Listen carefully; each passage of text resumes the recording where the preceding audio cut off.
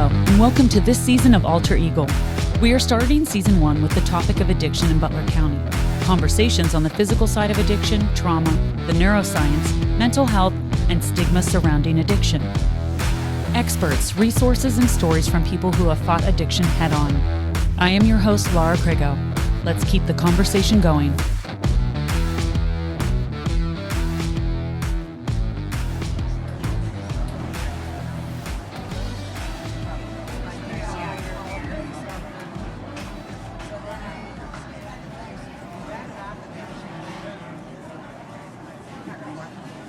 This episode was recorded live with a studio audience at Vintage Coffee House in downtown Butler, PA. Today's episode contains conversations about addiction, mental health, and suicidal thoughts. Listener discretion is advised.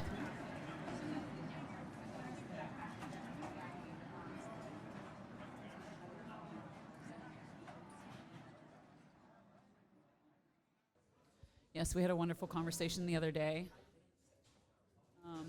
So we had talked a little bit about, what got you into politics, right? What got you into the Senate, that itch that you had, and a lot of that came from, after the government took over General Motors. Let's talk about that again and what that meant to you. Yeah. And being able to go to arbitration and win. Well, first of all, until somebody interferes with our life, we're pretty much happy with what's going on. And then you find out there are other people who have things to say about the way you're living your life, but they're nobody that ever you would have gone to for advice. So in the middle of the Obama administration, there was a decision made back then that General Motors needed to be bailed out. And so General Motors, instead of his board of directors, they turned it over to the government, which is the worst group of people to turn any business over to. But one of the things I received a letter, 39-page letter, and most of it was boilerplate except for the last paragraph that said, and by the way, you'll no longer be a Cadillac dealer, which was kind of a shock to me. I said, well, why would somebody who has nothing to do with my business or nothing to do with the operation of our business decide I was no longer going to be a dealer, especially when it involves a franchise agreement. It's a 5-year agreement. 2 years into an agreement, and somebody who has nothing to do with your life, business life or private life, deciding that you're no longer going to be in business. And so the choice was to sign their letter and say, okay, fine, you take back the Cadillac franchise, or to go to arbitration. And so I chose to go to arbitration. And on the phone call I had, they were funny. They said, are you kidding me? An automobile dealer from little Butler, Pennsylvania, you think you can fight the federal government and win? And I said, I don't know that I can win, but I know that the biggest mistake I could be is not trying. So I think that sometime in your life you get that wake-up call and you say, wait a minute, these people have nothing to do. They haven't spent 1 second of time here. They haven't got 1 penny invested, and they're telling me, a private individual with a private business, that you're no longer going to be in business because of the decision they made. So it was kind of a wake-up call for me, and I was fine with that. I was fine. We got the franchise back, and then a guy named Phil English stopped in to see me, who had been our congressman, and he had lost a race to Kathy Dahlkemper. She had come in with the Obama wave, and he said, can I talk to you for a minute? I said, yeah, sure. I said, you're going to run again? He goes, no. He said, once you go through that, it's not fun. I said, oh, well, how can I help you? You're looking for a car or a truck? He says, no, I was looking for you. I said, well, yeah, we're talking to each other, Phil. What do you want to talk about? He says, I want you to run for Congress. I said, no, seriously, why did you come in? And he said, we need to have more people from the private sector serving in public office, because unless you've gone through that, you really shouldn't be making policy for the private sector if you've never actually competed in the private sector and tried to survive in the private sector. So I was one of 14 people in a Republican primary, and we go from down in Lawrence County all the way up to Lake Erie along the Ohio line.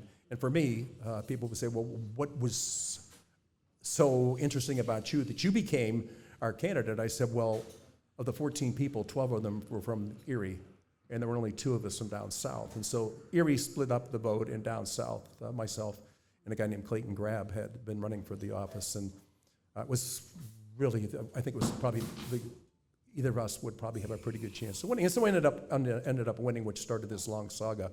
It seems like yesterday to me, but it's now and since 2011. And I Yeah. keep thinking, gosh, this is 2024. How did this happen? I know, amazing story. And so now your dealerships between Butler County and Fayette, correct? Yeah. You have over 100 employees that you now employ. Yeah, you know what? You really don't think about how many employees you have until, and I think these folks here feel the same way, until you have payroll. And then you start thinking about how many people am I going to pay today, people who came into work every day for mutual success. And the obligation of any business owner is to make sure that those people that came in to work with you get paid. And there's many times people in the private sector pay their whole team, and they're not able to pay it themselves because sometimes business gets pretty thin. So you try to live off of whatever savings you can make from the good days to get through the bad days. And I don't think that's unique with me. I think that's just business. Yeah. So. Yeah. So we did talk a little bit yesterday about your personal connection with our topic this season, right? Addiction and the stigma behind that. And one of the questions I had asked you was about, maybe future legislation on that. And we did have a pretty good conversation about that. Do you want to kind of step back into that a little bit? Yeah, I think if I find it interesting that people who have an addiction are considered criminals. People who have another illness are considered people we have to help. But people with an addiction, now you can drink too much, but only if you do something wrong. Drinking isn't breaking the law. Being addicted to some type of an opiate, that is against the law. And as you know, my personal situation, I have a situation where a son who really, the crime he committed is, I don't really think he should be incarcerated in Chester, Pennsylvania, with people who are rapists, robberies, murderers, and things like that. He's got an illness. And I think if we could address the drug addiction as an illness or a dependency on a product that people don't choose to be addicted to. Unfortunately, when you're in that situation, sometimes you use again to get over feeling bad, and then you start to chastise yourself because you gave in again to the addiction. And gosh, I had a friend of mine who told me one time, he said, the problem you have, Mike, is you just have to kick the living crap out of that kid. I said, really? He goes, yeah. I said, do you think that? He says, absolutely. Just beat the living crap out of him. I said, I wish I had talked to you before my sister Joyce died. And he goes, what do you mean? I said, well, she had pancreatic cancer, so maybe what I should have done is just kick the living hell out of her, and she would have quit having cancer. There's such a divergence of what it is, good versus bad, evil versus good. And when you look at it, it's an illness. It's an illness, and it needs treatment, and it needs patience. And I think that the other side of that is that people tell me, well, that's okay. So what people in the private sector is, you have to help these people. You have to give them jobs. You have to support them. I said, that's great, except for one thing. They said, what is it? It's a legal term called liability. Yeah. So if this person is on your team and has some type of a fall away, you're responsible because you actually were foolish enough to hire this person and put them in a position of responsibility. You say, wait, I'm not sure that I get this. So you want them to have a job, but whoever hires them is completely liable for everything that happens in their personal life. I said, I don't know that there's any other scenario like that. But you know what? You can really only talk to people who are going through that. In my lifetime, where I am right now, I've had many friends who've had problems with alcohol. I've had friends who like to smoke a lot. I have friends that do other things. Maybe they overeat, whatever it is. Those are all things that you have to deal with. The only one we single out is drug addiction as being you have broken the law and you must go to jail. And it's like I think to myself, oh my goodness. So what's the answer? I guess the answer is support. We all need at some point in our life somebody, a go-to person that you can sit down and talk to him or her and know that when you leave the table, when you leave the room, they're not going to say, you know what, I'm so fed up with this person. I get tired of listening to them. I've got two shoulders and they've been crying on both of them. They need to find somebody else with a dry shoulder. Listen, for all of us, if we truly believe that each of us has a responsibility and that we are here for a greater purpose than ourselves, then change can take place. But it's the stigma that goes with it. There's a lot of times people say, listen, there's no problems in our family. There's just a lot of things we don't talk about. Sometimes people think by not talking about them, that's a cure. That's not a cure. That really adds to the problem. I think, we live in the greatest times ever. We do things now that are possible to extend life beyond normal things that people would have died from before. And we're doing all these incredible things. But one of the things we haven't been able to do is get our hands around these products that are really damaging to your life and really stymie the fact that you could have the most potential, be the most talented person, and this weakness in your system allows you to break down or forces you to break down, and so you never reach that full potential. I think all of us, we'd like to think that whatever gifts God gave us, whatever talents He gave us, and I don't care what it is, try to hone them to the best of your ability, so at the end of that time, you say, you know what, I did the best I could do with what I had, and I never quit trying to get better. And I think that's the thing. But when it comes to drug usage and usage and the fact that so many people are addicted in so many different ways, it's something we have to get our hands around, and we have to realize that these are people that are really seeking help, and there's nobody that feels worse about them than them. And that's the part I think that people don't understand. That's the stuff that keeps you up at night. That's the stuff that when you wake up in the morning, you say, there's no sense in me getting out of bed today. This is as good as it's going to be. So I think something we need all to work on. A lot of it is faith. Faith-based people have a real different approach to these things. And I don't care what it is you believe in, what your faith is. Whatever it is, that's great. It doesn't have to be any particular religious sect, but it does have to believe that there's something greater than yourself and somebody that you can go to. And again, I think family and friends are critical. They really are critical. Yeah, and that loss of potential, what you said. When you said that, and a lot of people don't realize that, right? They don't realize that they have potential because they're being treated like criminals. So that was something really profound that you said. We also did talk a little bit about, this season we have a lot of really amazing people coming on. The Geyser Center is here tonight. We have Dr. Brophy and Joe Mahoney here. Alyssa Verrol is here as well. They're all going to be sitting up here with me. And I know that, you had experience at the Geyser Center, and talking about these resources we have in Butler that I'm realizing doing this. What about those resources are you sort of involved in? I mean, have you talked to a lot of those people? We didn't really get into that at all, but, with the Geyser Center there, something that just continues to come up and was one of the catalysts for us choosing this topic this season, which Tammy is going to get into before we get started tonight, but I don't know. Sorry, I'm throwing that at you. No, it's okay, because I think most of us are concerned about infrastructure, and there's another element. It's not just roads and rivers and railways and runways and all these things. Those are important, don't misunderstand me, but there's also social infrastructure.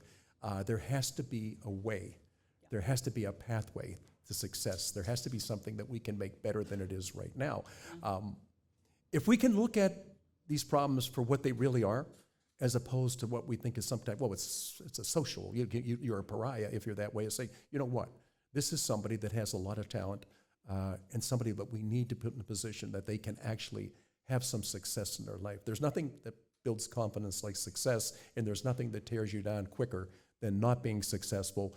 I think when you're successful, from time to time, people will say, boy, you really had a great life. But there's time when you fail, there's a lot of people who say, man, what a loser you are. Been there. That's not a good way. That's not a good thing. And say, okay, but we're still friends. Yeah, thanks. Yeah, that friends don't do those things to friends. Yeah. So our history is kind of interesting. I think how me, when we first spoke, you had asked if we had spoken before. Mike actually played football with my father in high school, so that was a really great connection there, and having those memories and just sort of, we talked a lot about legacy, right? And when we're talking about a child who has struggled with something like this, that's probably the hardest part, right? Is that your children are your legacy, correct? So for you to come out and be willing to speak to this is really honorable. So I do appreciate your time. I know we're just going to have a little conversation tonight. We have you on this season. We did an entire episode, which will be coming out episode 15, full episode with Mike Kelly. We get a lot more into the topic and what's going on in Butler County. And I appreciate everything that you're trying to do. But the one thing I will add to our conversation, there's nobody harder on members of family than their own family. Yes. And so, That's I will be honest, it's for fathers, they always want their sons or daughters to grow to be, for mothers, they're always thinking that if there's a problem, I'm always going to be there for them. And unfortunately, please, I know there's really tough people on both sides of this issue. There's strong men and there's strong women out there. But mothers take on more of the pain that their sons and daughters are going through. Fathers become very effective with it. I get that part. But I don't think there's anything harder on a mother than to think that somehow she wasn't there for her child at a time that could have made a difference. And so I think it's for all of us. I mean, listen, we're all affected with this. It just has, whether economically, socially, or anything else, whenever we have somebody in our family or our extended family that's going through something, the most important thing for them to know is my family still stands by me and they're still going to be with me. So absolutely. I think that's probably the beauty of what it is that we are, our humanness. So I just hope we can keep open minds on these things. And I don't think any of these people are bad. I think that there's a misdirection in people's lives. Sometimes you take the right road, sometimes you take the wrong road. But I always tell, especially my son, and he tells me all the time, he goes, Dad, please, no more halftime speeches. Okay, thanks, Coach. I don't need a halftime speech. I said, you don't need a halftime speech, but you have to know that Mom and I are going to be there if we come hell or high water. And you always have a home to come home to. Don't ever think that you become somebody we don't love and we don't have great feelings for. Yeah, very important. Yeah. Thank you. Thank you, Representative Kelly. Thank you so much for spending time with us. It's nice to be here. This is really nice. It was a great night. I didn't know you had You're this big of a family. Now, did you know it? Yeah, right? Yeah. Vintage Coffee House, great location, beautiful location. It is. It's spectacular. Yes. It really is. When my friend Terry Hanratty comes home, Pat and Rand and I were talking about this. So Hanratty is there's an interesting story. So there's a guy that drank way too much and smoked way too much. So for some of you people know who Terry Hanratty is. Other people say, I don't have any idea who he's talking about. This is a guy that was a great athlete here in Butler in the 60s, went on to play at Notre Dame and win a national championship and go on and play with. As did you play at Notre Dame. I was a much smaller part of a much bigger machine. But so for Terry and I, one of his problems was he really drank to excess and he really smoked to excess. We had a chance to go to Ireland to watch Notre Dame play Navy many years after we had graduated, and Terry was remarried, and his wife Kelly at night would take Connor, who was just a baby at the time, and she would go up to her hotel room, and Terry and I would go on a pub crawl. And this is really a thing. You know, the worst thing I think you can do in Ireland is go to a pub and then drink black coffee. Yeah. Yeah. So it's like people say, what's wrong with these guys? They can't possibly be Irish. So one time we're sitting there, and he's drinking his black coffee and smoking cigarettes, and I said, hey, Terry, you know what? We got to work on the smoking. And he looked across from me and he said, Georgie boy, one addiction at a time. So I think all of us are always working on who it is and where we want to be. Yep. Let's get one thing done, cross that out, use priorities, and then move up to the next most important thing. Yeah, but I really appreciate what you're doing. Thank you so much. It's incredibly important to our town. Well, thank you. Thank you for being here. Yeah, thank you. It's good to be with you. Yeah, thank you. Thank you.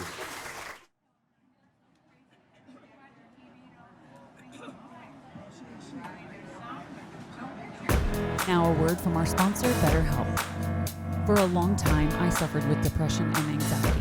I had tried therapy before, but struggled finding a therapist I connected with until I found BetterHelp. That's why I am so excited to share BetterHelp's mission to make therapy more affordable and more accessible. Because finding a therapist can be hard, especially when you're limited to the options in your area. BetterHelp is a platform that makes finding a therapist easier because it's online. Remote therapy sessions, and by filling out a few questions, BetterHelp can match you to a professional therapist in as little as a few days. It's easy to sign up and get matched with a therapist. Click the link in the description and receive 10% off your first month of BetterHelp. By clicking that link, you support this channel. Plus, you can easily switch to a new therapist at no additional cost without stressing about insurance, who's in their network, or anything like that. I was struggling for a long time, and BetterHelp was where I found my therapist, Whitney, who who I still see weekly for almost 2 years now. So, if you're struggling like I was, consider online therapy with BetterHelp. Click the link in description or visit betterhelp.com/alterego. That's betterhelp.com/alterego. There's no better time than now to start your mental health journey. Thank you again, BetterHelp, for supporting this channel. Welcome. How's everyone feeling? Yeah? Sorry, I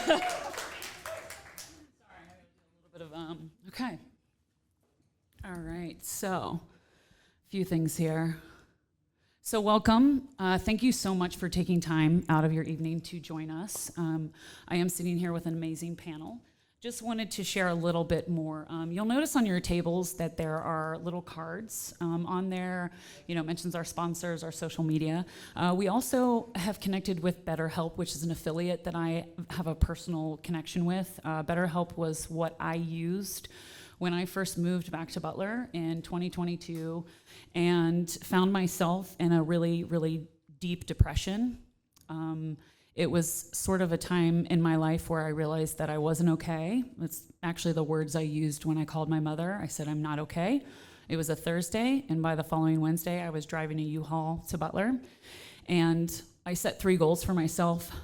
One was to get a job, make money, because you need to do that, right?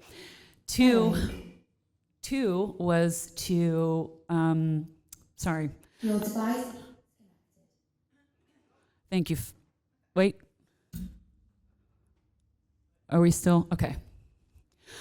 2 was to find somewhere to live, find a home, and just really feel like I was sort of, getting back to myself. And the third one was to find a therapist. So when I went to BetterHelp, the thing I really loved about it was I was able to sort of look at all these different therapists and what they specialized in and find someone that I really connected with, because I had had a lot of trouble finding a therapist, and I felt like it just wasn't for me.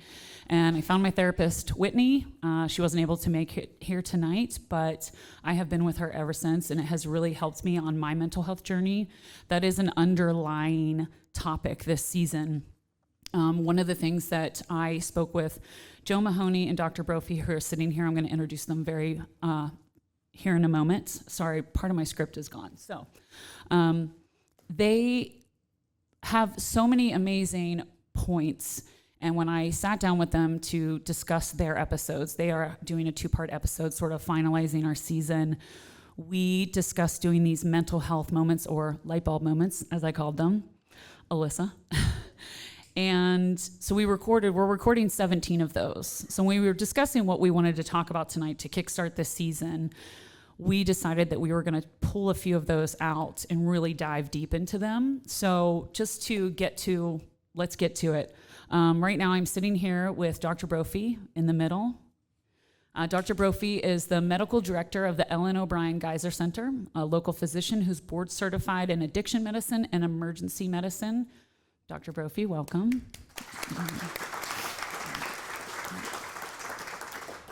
We also have directly to my left is Joe Mahoney. I didn't say your middle name, don't worry. Is joining us as executive director at the Ellen O'Brien Geyser Center. A licensed social worker with 16 years of experience in mental and behavioral health fields. Welcome to you as well, Joseph.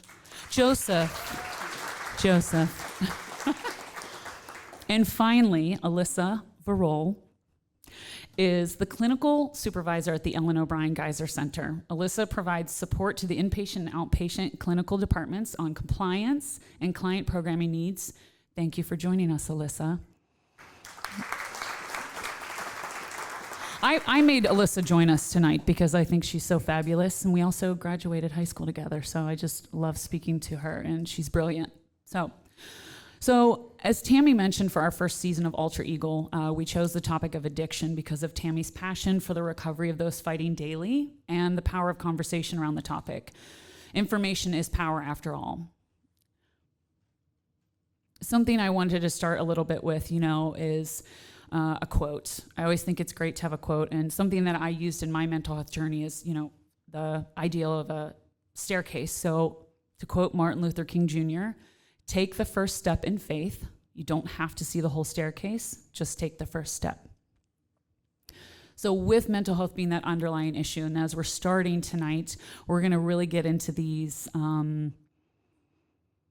points, these light bulb moments. Are you guys ready? Do that again. We're ready. Okay. Ready? Ready. Go for launch? Okay. The same neurotransmitters that are linked to common mental health diagnosis, such as dopamine, serotonin, here it comes, and norepinephrine. Did I say it right? Yep. Norepinephrine. Norepinephrine. Say it one more time. Say it one more time. Norepinephrine. Norepinephrine. There you go. I practiced it so many times. Okay. Norepinephrine are also tied to substance use. This demonstrates that the connection between substance use and mental health is strong, as both impact the same area of our brains. Substance use can also alter these neurotransmitters. So we're going to start with you, Dr. Brophy. Sure. You know, the brain is incredibly complex and incredibly fascinating. You know, we have, every human being has around 200 billion neurons in their brain. And each one of those neurons is capable of sending an electrical signal as well as a chemical signal. And it's the electrical signal that kind of propagates down the neuron, and then it's the chemicals that communicate from one neuron to the next. So we have these chemicals called neurotransmitters, and that's the chemical that happens in that little gap, which is called the synapse. There's dozens of different neurotransmitters, and we're still learning about neurotransmitters. Like by no means does the world of neuroscience have all of this figured out, but we know a lot about specific neurotransmitters, particularly the ones you mentioned, dopamine, serotonin, and norepinephrine. And these are the same neurotransmitters that are strongly impacted by substances of abuse. We know that dopamine is the main neurotransmitter in the pleasure-reward pathway of the limbic system. We know that serotonin has a lot to do with happiness and content and pleasure as well. And norepinephrine seems to play a role in all sorts of different both substances of abuse as well as mental health. And what's interesting is the different phases that go with substance abuse from actually being high all the way to being in withdrawal. They can strongly mimic various mental health conditions, and a lot of people don't realize this, but the sort of Bible of psychiatry, the DSM, actually instructs people in the first 10 pages that you can't actually diagnose any of the conditions in that textbook until a person has been free of substance abuse for 6 months. And that's just because it takes that long to get them back to a baseline where you're actually getting a baseline reading without these neurotransmitters being impacted by substances that are commonly abused. The problem is it's so difficult to get a person to that point once they're in the throes of addiction that it doesn't happen. I mean, the diagnoses just end up happening if they're recurring and repeating patterns over time. But there's an incredibly strong link to the point that, even when I'm working in the emergency department, if a 20-year-old comes in and that person is experiencing paranoid delusions and hearing voices and looking out their window thinking that somebody's coming for them, it's a 50-50 chance at that point that this is either new onset schizophrenia or that person is abusing crystal meth. And so, through family history, through, forensic lab testing, we slowly mitigate that and figure out what it is that we're dealing with. But I think a lot of people don't understand how closely related the two are. Thank you. Sure. So as we get into our environment plays a crucial role in developing certain illnesses, especially mental diagnosis. Chronic stress, trauma, and exposure to illicit substances can permanently alter certain genetic expressions, causing changes to neural circuitry and ultimately our behaviors. However, positive changes in the environment can cause positive changes to that. So it is important to seek help if you are experiencing chronic stress and have been a victim of trauma. So I think we can go, Dr. Brophy and Alyssa can touch on this a little bit. Do you want to? Sure. You know, we're just sort of scratching the surface on this and our understanding of this. You know, there's always been that argument of like nature versus nurture, right? You know, like, was that person born a serial killer, or did they become a serial killer by their experiences over time? Were they born an addict, or did they become an addict over time? And you know, it wasn't that long ago that science was first able to decode the human genome, and we're just now starting to make links between, you know, genetic risk factors and then correlating those to sort of societal and environmental risk factors. But there's a lot more to the story, because as we're learning about the human genome, we're learning also that just because you're genetically predisposed for something doesn't necessarily mean that is going to happen. And just because you carry certain genetic risks, there's a lot of talk right now about gene activation or gene methylation, and what sort of sequences and environmental stimuli can either turn that gene on or turn that gene off. So we're really just starting to scratch the surface, but it certainly seems that it is a combination of both, you know, of both the genes that are present, as well as, you know, the environmental situation that's present, particularly during development and childhood. And that's why we see so many risk factors for one also being a risk factor for the other. You know, like childhood trauma is the number one risk factor for both of those things, to develop mental health illness and to develop a substance use disorder. And I think it's also important to say that, you know, a lot of people think of trauma as like, oh, that's just mental trauma. That's just, in fact, people will often use those two words together, like that's mental trauma or emotional trauma. Trauma is actually a physical response. It's a physical change in your body. When you're exposed to trauma, your sympathetic nervous system goes into overdrive. And I'll let Alyssa talk about that a little bit in just a moment. But I think it's important for people to remember that some of those physical changes, they're not so easy to reverse. You know, you think of a soldier who is over in Afghanistan and constantly being, having his system sort of activated by gunshots and alarms and you know, this has to be done this way or somebody's gonna die, and they live that 24/7. And then they come back to a civilization that's not actively in war, and they don't need to be in that heightened state all the time. But that's a difficult thing to turn off. And so, you know, even whenever we say things that like a more permanent change, like not much in the body is permanent. Most of those things can be changed over time, but it takes work, and it takes changes in that environment, and it takes, you know, an approach where you are guiding the neuroplasticity back in the right direction to give that person more normalcy. But as far as, you know, like what a person experiences after they're carrying that trauma, I'll let Alyssa talk a little bit about that, or anything else, sort of how trauma plays a role, if you like. Yeah, so, you know, Dr. Brophy used the word heightened response, and that's what I think of when people are entering treatment, right? So trauma across a lifetime is really tricky in the beginning because I don't know what someone's experience have been. I may be their trigger, you know?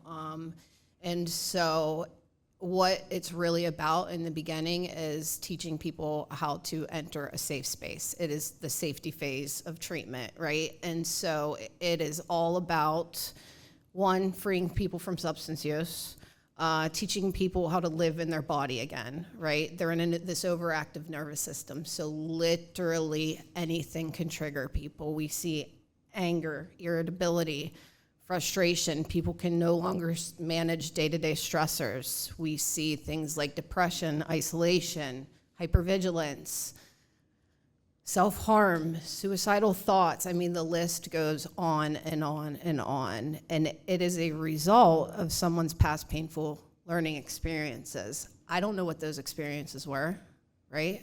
So I always say that our clients are their own experts. And so what we have to do is really, it's all about exploring with them and experimenting with them. I can't tell you what's gonna help you get into a regulated system, right? First and foremost, I have to be in a regulated system, because modeling that for someone is actually how they're gonna learn it. oftentimes they lose cognitive functioning. Their smart part of their brain, the part of our brain that allows us to problem solve, have impulse control, think things all the way through, that part of the brain gets shut off. So to help someone regain that, it's all about self-regulation, and that's where we start in treatment. We do not start with processing the trauma, because if we start with processing the trauma, when there is substance use involved, generally they're going to go back to the substance. Why? Because the substance is a means to cope with an overactive nervous system. Yeah, and I think it's also important to say that, our brains are constantly responding to our external environment, and they're adapting to that external environment. So, when you have somebody that has been repeatedly exposed to whether it be difficult things and trauma-related things, or it be the act of self-medicating, the brain becomes accustomed to that. And so when we talk about addiction as a disease, and we talk about it not being simply a matter of making better choices, you always get these stoic, old school guys that are like, like Representative Kelly said, right? Like, just beat the crap out of them, right? Like, why doesn't that work? Why doesn't jailing somebody and incarcerating somebody for a year and a half, 2 years, why doesn't that work? It's because nothing has been done to realign those neural pathways. That neuroplasticity has to move back in the other direction if you want to make any progress. So, and when you understand the neurophysiology of it, then you understand the behaviors of it, which helps reduce stigma, because you realize that their brain isn't functionally capable of just making a better decision and moving in a different direction, because it has been conditioned over repeated stimuli and responses to react in a certain way, and that takes work, and that takes time, and that takes support, and that takes community. And the addiction doesn't happen in a silo, and addiction impacts everybody in the community, and so really the entire community has to be part of that healing. And Joe, you wanted to? Yeah, I just wanted to touch on one part of that, which is it's not all negative. When we kind of hear these stories, or we see these stories in front of us of our clients, and we start hearing it, and we think, wow, how do we get them out of this? How do we help them get out of this? How do we help them see the road to recovery, or whatever they're looking for to live a healthier life?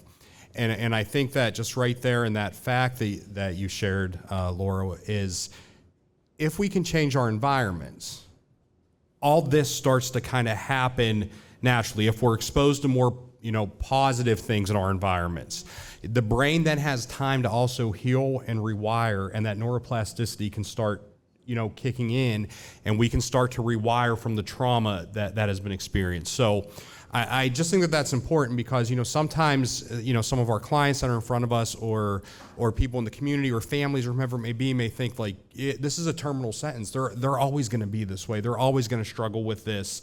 They're always going to have this trauma, or this re-experiencing of trauma, or whatever it may be. And I think that's why it's so important. And we talk to our clients a lot about we have to change your environment, and sometimes that might be moving, to a new neighborhood, to a new town, a new city, whatever it may be. Sometimes it's just getting new supports in place, like a support network in place in the community that is different from what they had before they entered treatment with us. And that's why we do that, because we need to change their environment, have better exposure to more positive stimuli in the environment to allow the neurocircuitry then to start doing its job. Yeah, I mean, my environment was very negative, and I was with people who didn't think that therapy would help and had that mindset of just get it together. And I was functioning, I was working, but I didn't have a life. I didn't have a social life. I was drinking every day. And even if I was only having 2 glasses of wine, it didn't matter. I knew that was bad for me. And I had come from being a fitness professional to completely no fitness, no activity. And that obviously has a huge, that's a huge component with recovery, right? Absolutely. We found that, right? Just the physical side of it. And, we do talk about that a little bit in your episode, and you bring up yoga and find what it is, right? But how that can, just those endorphins, right? I mean, I was a spin instructor. Those are all the endorphins. I'd leave a class and be like, oh, I can do anything. That's I would right. literally leave and think I could do anything. And that's why I did crazy things. Yeah, and endorphins, but also dopamine and serotonin too. You know, Yeah.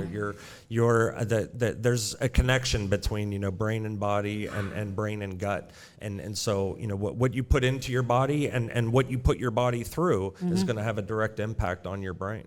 Yeah, absolutely.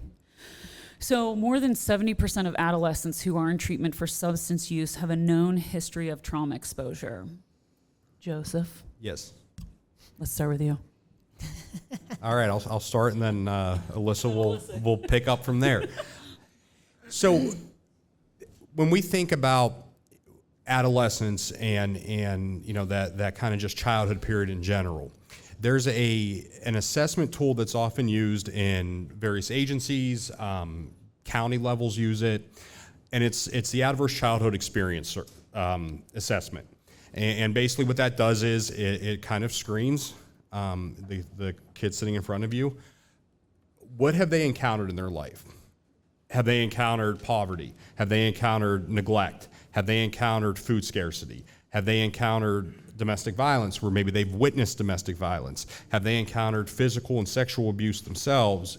Loss of a loved one, you know, moving sometimes can be an adverse childhood experience, you know, depending on the nature of that move. Divorce, you know, all these things. And then you start to total up the score on that. That survey, the Adverse Childhood Experience Survey, is a very, very good indicator of the disposition, the predisposition for these children or adolescents. Are they going to have substance abuse? Because the higher they score on that survey, the higher their likelihood is that they're going to develop a substance abuse issue. So this statistic, while it sounds very high, that 70% of adolescents who are in treatment do have a known, for substance use, do have a known trauma kind of history or exposure.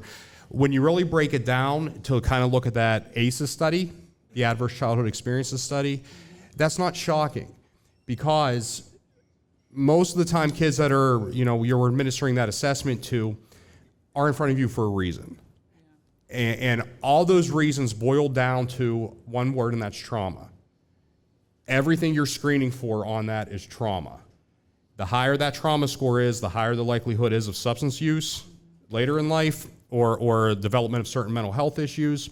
So the earlier we can catch it, obviously, as with anything, early intervention is the best, but the earlier we can catch this in a child and start putting in preventative efforts, the better the likelihood is that, you know, maybe we can, again, rewire, you know, some of that learning and have them avoid this substance use treatment, substance use pathway that they could more than likely, statistically speaking, be on if we don't catch it in time, if we don't help them in time.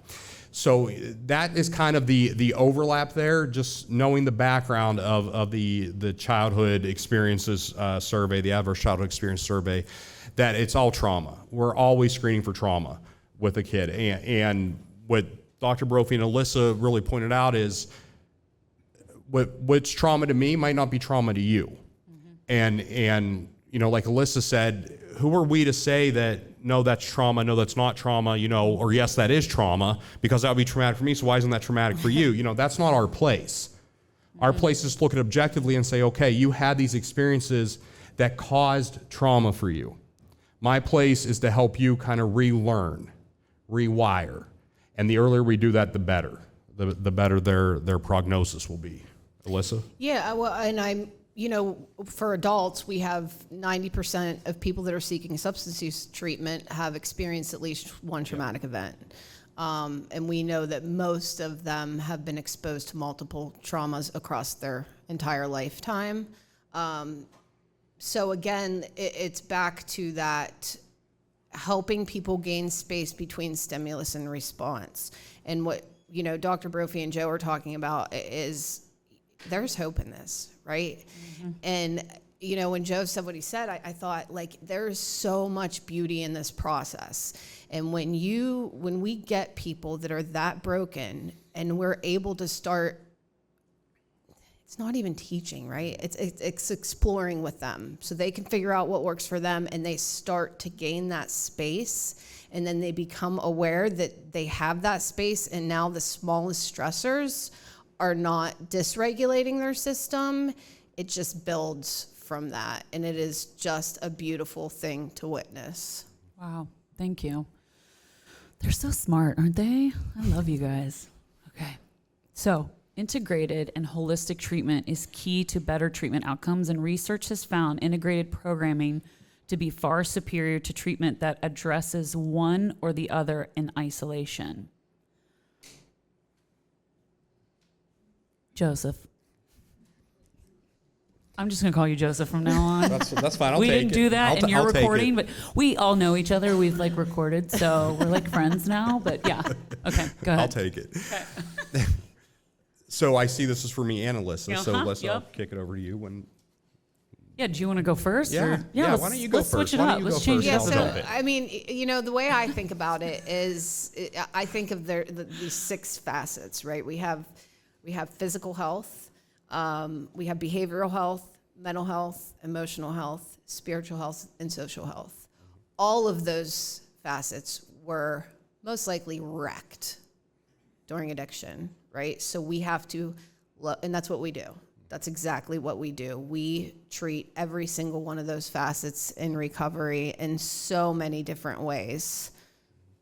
And really, when we think about it, we're all social creatures in our environment. None of us are in isolation. None of us are in a silo.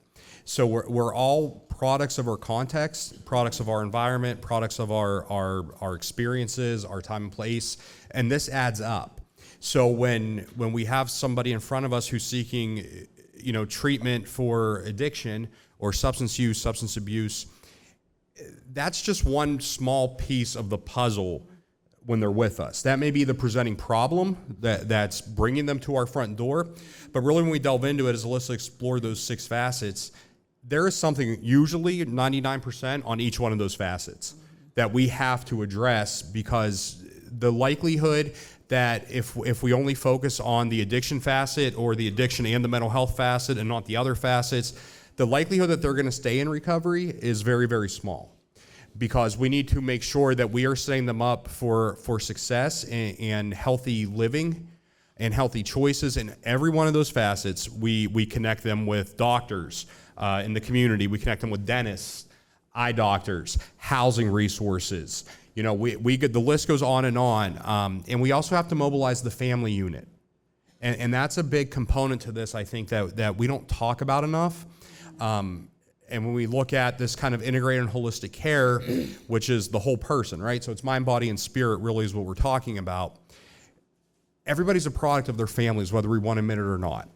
We're all a product, not just genetically, but of the context we were raised in, the values, the norms that were given to us, instilled in us through our families, through our learning, whether positive or negative. And we have to, when they're in treatment with us, we have to mobilize that family unit. And that's going to look different for different people, because we all know that not everybody has the kind of traditional nuclear family unit that we're talking about. So for some people, mobilizing the family unit is a friend, a healthy friend in the community that we can pull in to support them. We want them to get stabilized in an AA or NA or any sort of recovery community that is supportive and healthy for them.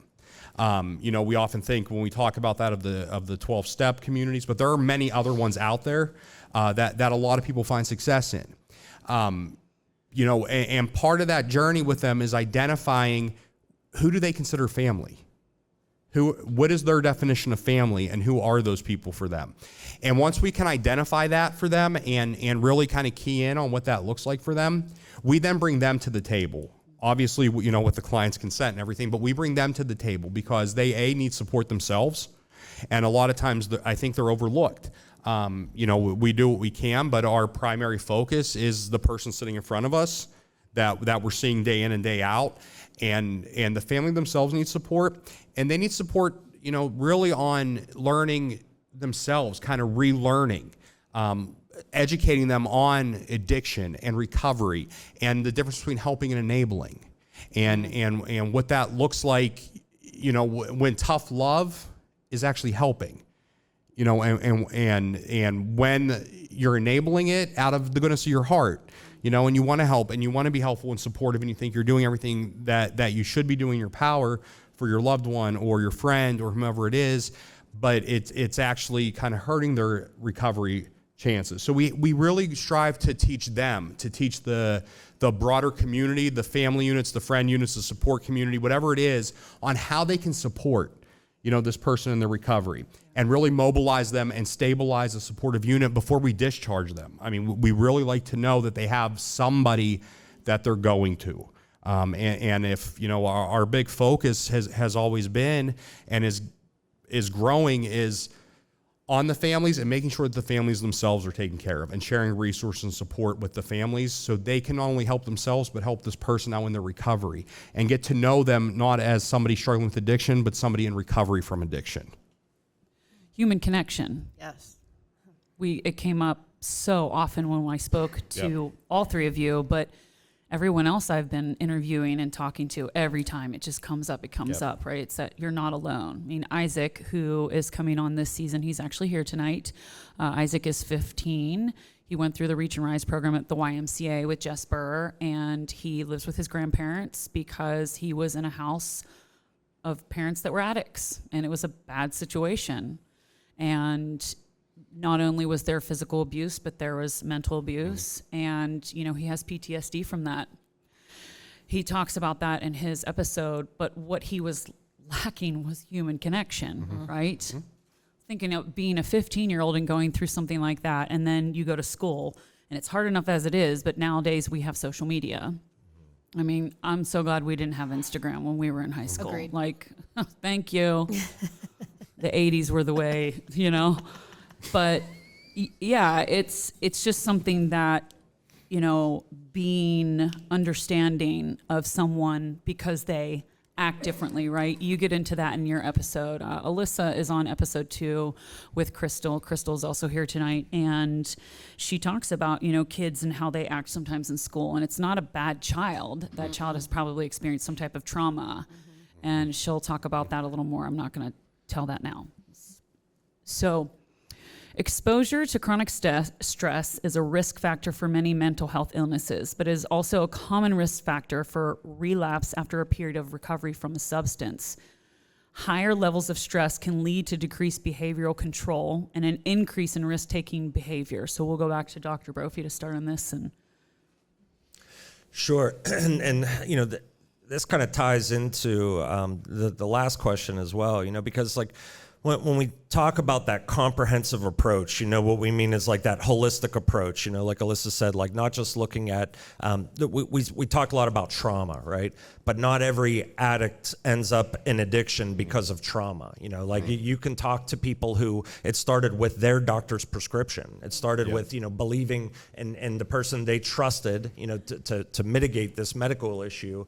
And that's how they ended up, chemically dependent on this substance. So, not everybody's road to that place in addiction is the same, just like everybody's road to recovery isn't going to be the same.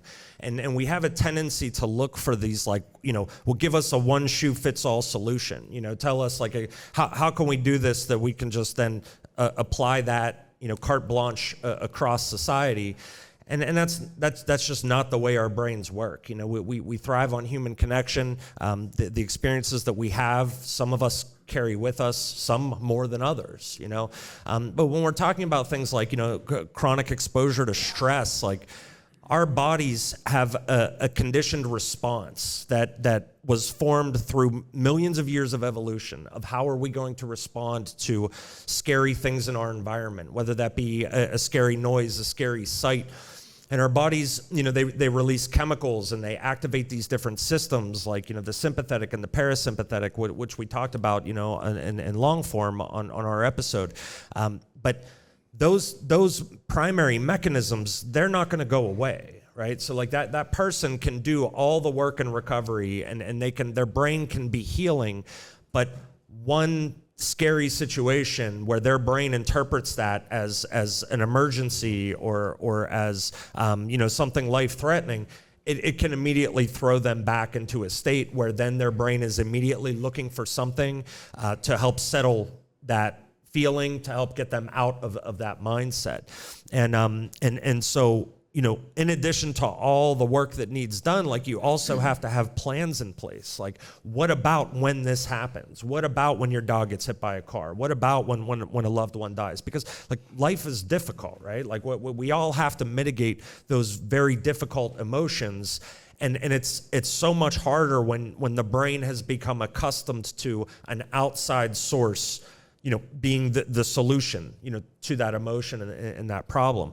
And so you really have to figure out, you know, where is that happening, and then set up, you know, protective boundaries and steps, you know, things that people can follow as soon as they start to experience those uncomfortable feelings. Okay, I know what I'm going to do. I'm going to, you know, reach out to my support person. I'm going to start putting all these coping mechanisms and skills that I've learned in place. And even with all of that, it's still difficult. You know, the neurophysiology of addiction is fascinating, and it tells you what a giant mountain we're up against.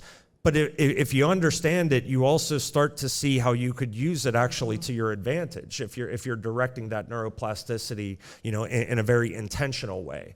And so you know, whenever we talk about you know, trauma and repeat exposure to stress, you know, triggering those feelings and restarting those mechanisms and relapses, you know, those are the kind of things that come to mind.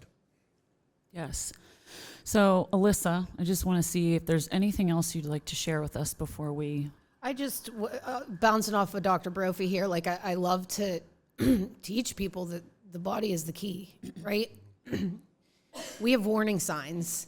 Your palms might get sweaty, you might start to hurt, and we all have different ones, right? But so the body is just an amazing key to the beginning of the healing process, and that is really where it starts, is within the body. Yes. Well, thank you so much. We are going to do a little swap out here. Yeah. Alyssa, thank you so much for sitting in with us on this panel.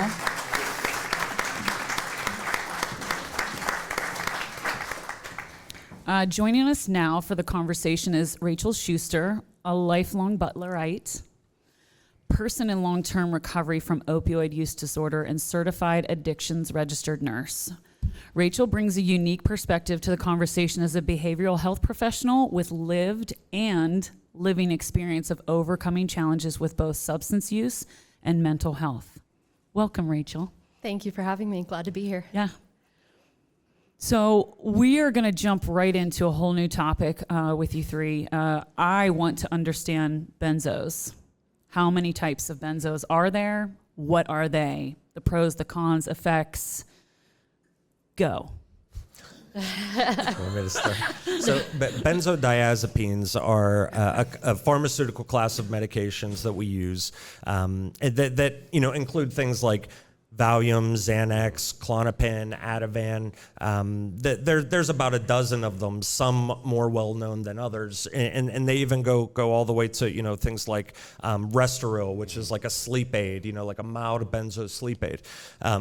They work on a specific part of our brain called our GABA receptors, which are the receptors that kind of slow everything down, you know? And so ever since, you guys may remember the days of like Quaaludes and barbiturates, and like, you don't hear about those anymore, right? You don't hear about them so much because when benzodiazepines were discovered, they had a much better safety profile than medications like Quaaludes and barbiturates, but we're still good at sort of settling down the activity of the neurons in a similar way. The problem is much like with opioids, we were using them to manage chronic situations, you know, and they're really not meant to be used that way.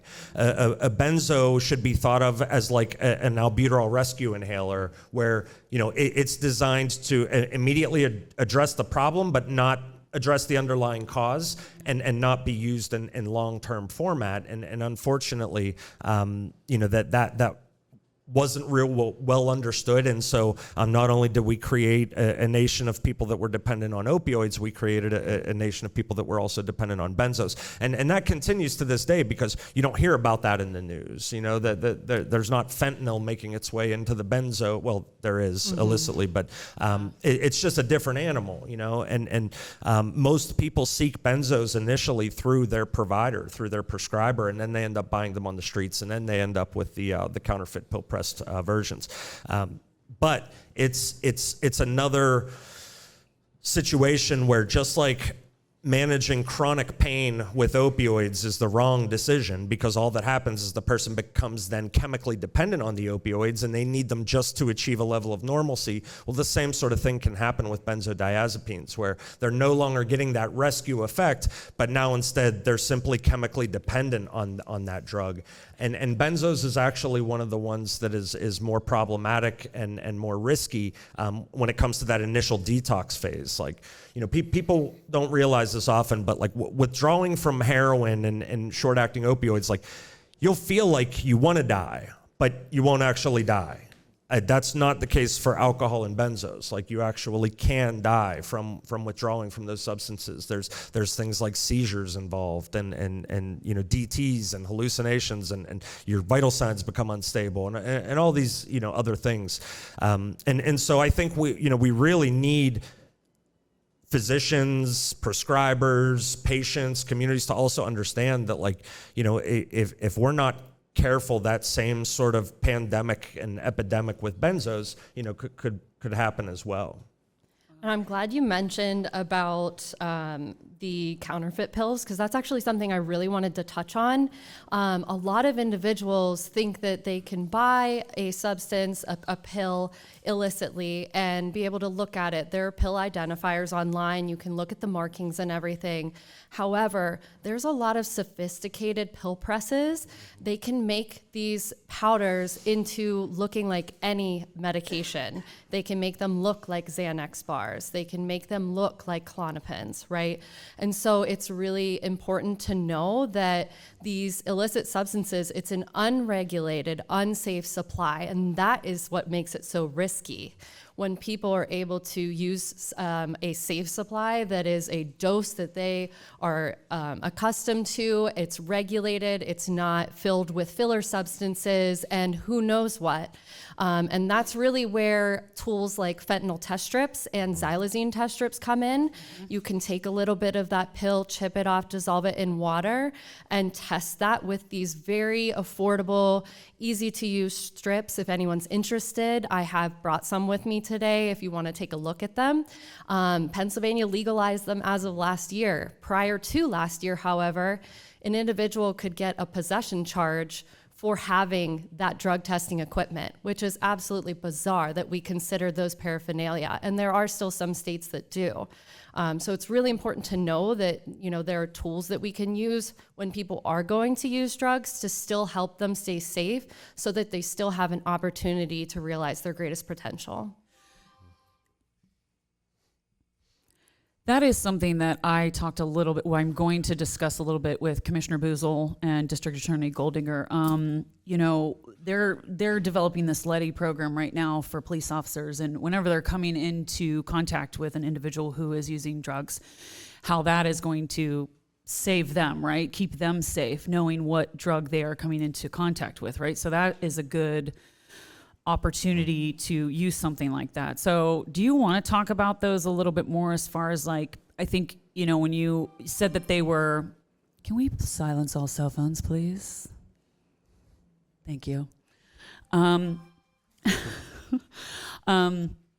know, why were those considered paraphernalia, and how did that change? Do you feel comfortable talking about that? I'm just throwing that at you. I can speak to that a little bit. So they were considered paraphernalia because they are devices that could be used in the use of a drug, right? And so they were seen as the same as a syringe or something else. And so, you know, what these tools initially were developed as were kind of like urine drug screens, right? They're dipsticks.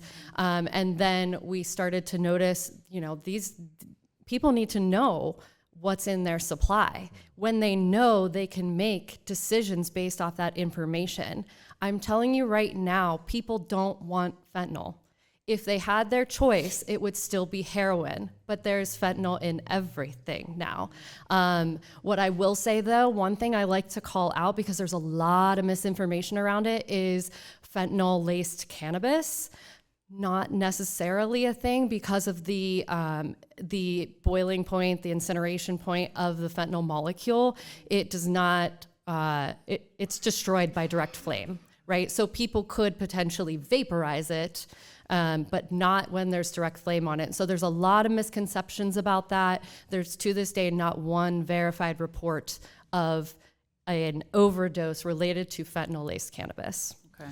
But to piggyback on that, I think that misunderstanding is kind of the key word there, because, there's a lot of misunderstanding in the world of addiction. Like the two that come to mind most is fentanyl test strips, and people having a problem with that, thinking that that is going to further substance abuse and further drug addiction. And similarly with the whole 3 strikes you're out with Narcan, right? Like, oh, people will get Narcan 3 times, and then after that, no more Narcan for you. And it doesn't even make sense from a physiology standpoint, because you don't know if that's hypoglycemia or a seizure or a stroke or a heart attack, and are we going to have EMS playing judge, jury, and executioner, withholding certain life-saving medications, but ultimately both of those things come down to a misunderstanding of how addiction works. Like, once somebody has those brain changes that go along with addiction and they've developed that disease, it's no longer a matter of just make better choices. They'll tell you, I don't know why I keep making bad choices, but I just keep making bad choices. Because they're not necessarily aware of all the neurophysiological changes that have taken place in their brain that are now driving those decisions. And I talk a lot about that, when I explain like the neurophysiology and neuronal hierarchy. At that point, those sort of things like a fentanyl test strip, that's designed to save the life of a kid who's experimenting and thinking they're doing a line of cocaine, but now all of a sudden they realize there's fentanyl in it and they would have been dead. And we hear about those accidental overdoses all the time. Kids think they're going to a rave. They think they bought a benzo pill only to find out, that there's some fentanyl in it. And so, things like testing strips and things like that, it's more so to keep the rest of the community safe. But I think that because of stigma, which I know we're going to touch upon here, because of people misunderstanding how addiction works, that's why you get those the resistance to it. Yeah, thank you for that. Very informative. So yeah, we're going to slide right into it to kind of start wrapping this up. And that was why I really wanted Rachel to come up here. That's something we really get into. You're a huge advocate of talking about the stigma behind this. So why does stigma exist? And I'd love to hear from all of you. So let's just start there. Stigma is rooted in a lack of understanding, either by ignorance or misinformation. Stigma is defined as a mark of disgrace, and there's a lot of different stigmatized identities. We've made a lot of progress in the mental health realm that, it's okay if your neurotransmitters are store-bought, and like therapy is really rad. But I think we have a lot of progress to make with the stigma in substance use disorders and other addictions. Yeah, in my opinion, like stigma comes from our ego. Stigma is our way of, saying them, not me, and really the best way to combat stigma is education. I believe that education is the great equalizer amongst all things. If you educate people, they will be empowered to change their own lives and make better decisions. And stigma is just another one of those things that, I can sit down with the most stubborn person in the world. I've had chiefs of police come up to me afterwards and say, I have a bone to pick with you, after one of my talks, and I'm thinking like, oh boy, here it comes, and thankfully most of the time they say thank you for explaining that, because I've been so frustrated. I've been beating my head off a wall. Why can't this kid just make better decisions? Well, how many times do I have to arrest him? How many times do I have to, have that coming to Jesus talk or whatever it is. But once you understand the parts of the brain that are driving that addictive process and how it bypasses the rational, smart prefrontal cortex of our brain, you start to have a much better understanding of, oh, okay, now it makes a little bit more sense to me. So to me, that's personally how I combat stigma is through education. And I think, we have a long ways to go. And getting information like this out there is a big step and a part of that. So thank you. Yeah. So, when I think of stigma, a lot of times I think of it's more of a historical thing, that these are topics that, 50 years ago, 40 years ago, 20 years ago, this never would have happened. People wouldn't have gathered to hear talk on addiction because addiction wasn't happening in their communities. Addiction wasn't happening in their families. Addiction wasn't happening to a loved one. It wasn't happening to a friend because people weren't talking about it. So it was kind of able to live in these bubbles. And even though we know it was happening and it was in the community and that somebody, we're all touched by it. In some way, we all have a connection to somebody, if it's not us or a family, somebody that we know and love is struggling with an addiction or has struggled with an addiction.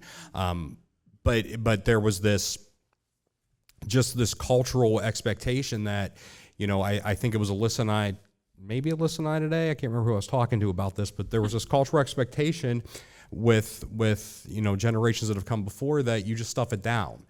You don't talk about it. That's nobody's business. It's nobody's concern what you do in your home. You don't talk about it, and you just kind of go about your business and you come home and just keep stuffing it down. So, for me, I think that's a lot of where stigma comes from. It's sort of these learned behaviors from the generations that have come before us, of what's appropriate to talk about, what's not appropriate to talk about. So, piggybacking on what Dr. Brophy said, the way to destigmatize is education, because I think you said in your introduction, information is the key to anything. And the better armed we are with knowledge of these issues that are affecting us and impacting us, and that we're getting out of our bubbles and looking around us at our larger communities and seeing that these things do exist and these things do happen. They're happening to people that we care about, to our neighbors, our friends, our loved ones. That's kind of, I think, the vehicle, and talking about it. Yes. These people that are brave enough to share their own recovery journeys and their own journeys with addiction is part of destigmatizing, that conversation and making it more acceptable and appropriate and comfortable for somebody to seek help, or to say, hey, I'm experiencing that too, and I never really had the language to use, maybe. For what I was going through, what I was experiencing, or what my dad was experiencing, or whatever it is. But now I do, because I heard your story, and I can relate to that, and you have given me the language that I need. And a lot of times that's what it boils down to, is we don't have the language. We don't know what to say. We don't know how to describe certain things until we hear somebody else, and a light bulb goes off, and we think the human connection again, and we think, I went through that, and that's what that's called, and that's what that is, and that's what I can do about it. And those are the steps I can take. We always kind of say too, especially when thinking about, our kids and our adolescents, a lot of addiction, substance use issues, mental health issues, very strong genetic components. And a lot of times, a lot of our kids, our teenagers or young adults, they don't know what's in their family history because their family isn't talking about it. Because maybe mom and dad don't know what's in the family history because their mom and dad never talked about it. And it was just, Uncle Jim was up in the attic and drunk all the time, but that was okay because he was up there and we didn't have to see it or deal with it. So, we always encourage people to, as much as ask questions about your family history, share your family history, share that with your kids. Sometimes it's painful, but you have to share that so they're armed with the knowledge. So if they know that alcoholism runs in the family, that they have family members that have experienced this, that they're at least armed with that knowledge to make a decision, an informed decision when they're presented maybe with their first drink. So that's what we always encourage and that's why we always talk about, we're always screening for family history. That's why, because there are genetic components to this. And a lot of times, our kids, that in my old job, when I worked in the school system, we would have adolescents and teenagers that would start to be struggling with substance use issues. And they would be angry because they would find out after the fact, once they had already started experiencing issues, that maybe mom or dad would start talking about, oh, you're just like your uncle. You're just like your grandpa. You're just like your aunt, whatever it is. And they would say, why did you never tell me this? Why did I never know this? Because maybe I would not have picked up that drink. So that's sort of what we always say, talk as much as you can about it. That's the way to destigmatize and to arm people with knowledge. Yeah. Well, that's the biggest thing, is that we don't want to talk about the negative sides of our lives, right? It's like this rug. I always used to feel like a lot of things would just get swept under the rug, and then there would just be a moment where someone would just pick it up and start shaking it, yeah. And the dust would just start flying everywhere. And it did feel like that a lot of times, and you feel very alone. You're like, well, my family is the only family that this happens with, and then we're not talking about it because there's shame, right? There's shame, there's shame and addiction. So the people that have come on this season, Josh Bobby's here tonight. He shared his story and how, his toolbox was therapy, right? I had his sister Julie Hooks came on, and she's a baddie, because I can't use the other one, right? I can't use the other word, but Tammy. Bodybuilding, was what saved her. That was the thing. She was able to sort of have this moment of, you know what, I'm going to stop drinking and get for the next 8 months while I train. And then she got through, and she felt almost empowered, in her body. Bruce, who I'm sitting down with next week, is, and AA was the thing for him. Everyone has their things. Tawny Saylor's coming in. She actually works at Mike Kelly's Hyundai dealership. She's worked there for 4 years. That's the longest she's ever held a job. And I'm just starting to mention these because these are people I want to thank. We have a meeting with Dawn Halley from Glade Run, and then Amy Sorelli, who I haven't met yet, but she's going to come in from the Suicide Coalition, because that is a huge component of this. And wasn't something I said because my script was all messed up, but that year before I moved here, I had major suicidal ideation many times. I knew how I was going to do it, and I knew where I was going to do it. And the only reason I can say that right now is because I've worked through that, and I've talked through that, and I have, realized what was causing that. It wasn't that I wanted to die. It was that I didn't feel like I had any hope. I feel like I had failed. Feel like I had all this success, and then all of a sudden it was that moment of realizing, what am I doing with my life? Like, who am I? And I'm in this really negative environment, and I can't get out. And I just couldn't get myself out. And then it was just that moment, and it was that phone call, and it was uhaul.com. It was literally like, I'm getting a truck and I'm getting out. I gotta go. I was able to do that, right? I had somewhere to go. Not everybody has somewhere to go. And that's why we have amazing folks at the Geyser Center. We have so many resources.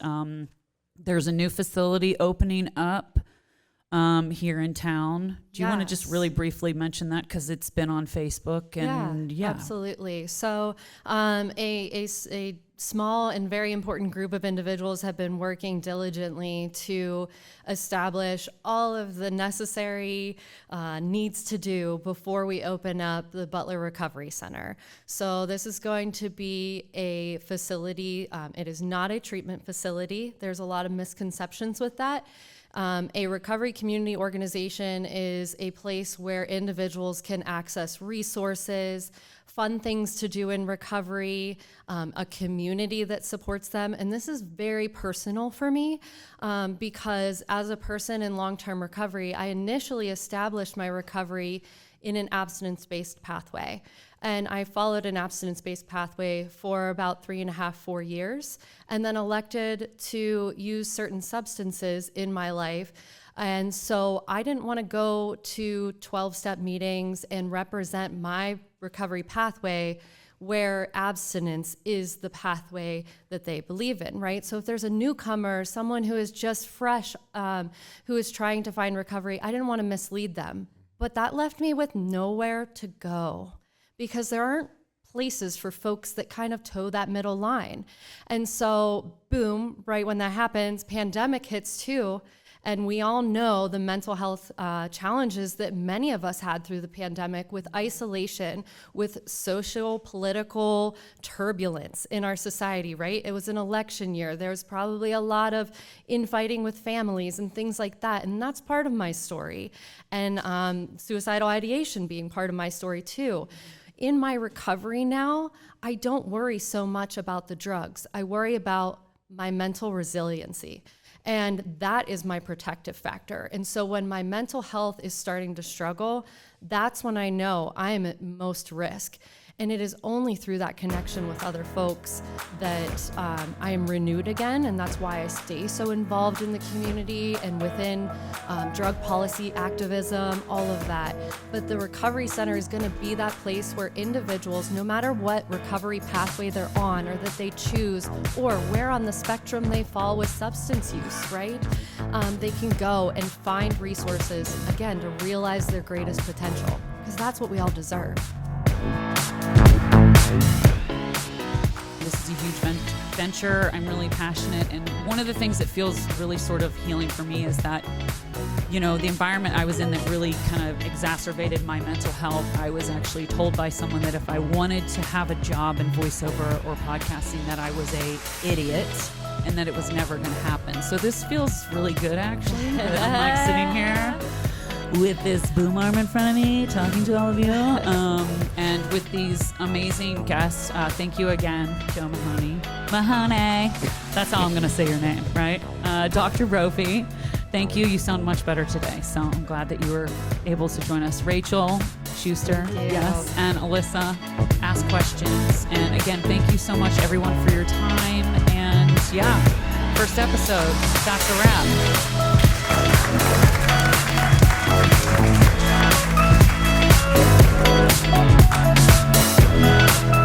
Thank you to the Ellen O'Brien Geyser Center, Dr. Brophy, Joe Mahoney, Alyssa Barole, Rachel Schuster, Vintage Coffee House, Tammy Shuey, those who helped with planning, prepping, and setup, Joel Christie, Austin Urim, Phil Ball, Tracy Liturgy, Rebecca Leisure, Donna Seibert, Allison Borkowski, Bill Hauk of Butler Business Matters, Alice Lunn, Sherry Gallagher.